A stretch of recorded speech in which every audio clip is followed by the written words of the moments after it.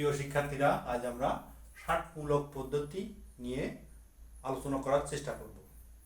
ষাটমূলক পদ্ধতিতে সমকোণকে কোণ পরিমাপের একক দ্বারা হয়।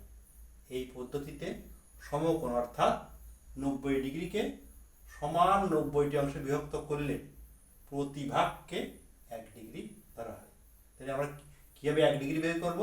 90 ডিগ্রিকে সমান 90টি অংশে বিভক্ত করব, অর্থাৎ 90 দ্বারা ভাগ করব। ভাগ করলে এক একটি ভাগকে বলা হচ্ছে এক একটা ডিগ্রি। এবার 1 ডিগ্রিকে আবার কি করব?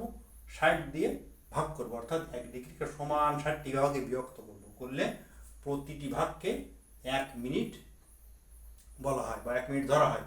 এবং 1 মিনিটকে 1 মিনিট বাংলায়, অথবা যদি আমরা সিম্বল দিয়ে লিখি 1 লিখে এর পাওয়ারের ওই জায়গায় আমরা একটা ড্যাশ চিহ্ন দিয়ে লিখতে পারি। আবার 1 মিনিটকে সমান 60টি ভাগে ভাগ করব। ভাগ করলে প্রতি ভাগকে বলা হচ্ছে 1 সেকেন্ড।